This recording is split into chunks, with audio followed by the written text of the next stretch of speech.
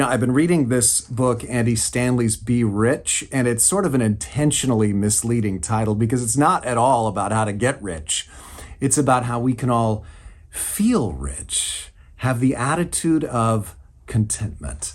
He points out that advertisers specialize in making you feel discontented. It's a scientifically based now multi-billion-dollar industry. Why? Because contented people don't buy stuff, or at least they don't buy as much stuff. They only buy stuff they need. But every advertisement that you ever see, and now everything is sponsored, have you noticed that? Basically, they almost all have the same underlying message. Don't be content. They're trying to push the discontentment because they're telling you, your shoes are an embarrassment and your wrinkles, holy smokes, and the color of your hair and your car, it's so old, and your phone needs an upgrade, so that you'll buy stuff. So how do you push back against that constant message of discontent? This is a very biblical thing to do. In the Bible, in 1 Timothy 6, it says, "But godliness with contentment is great gain. For we brought nothing into the world, and we can take nothing out of it.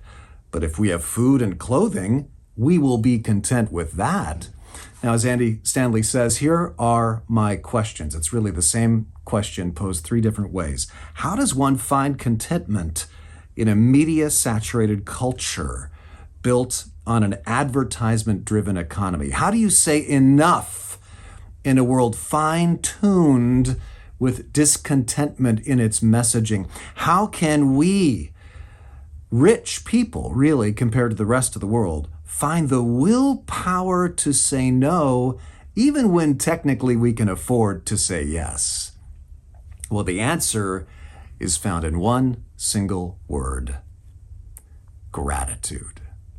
Mark Spurlock talked about it this last weekend. Gratitude is the key that unlocks true contentment in life.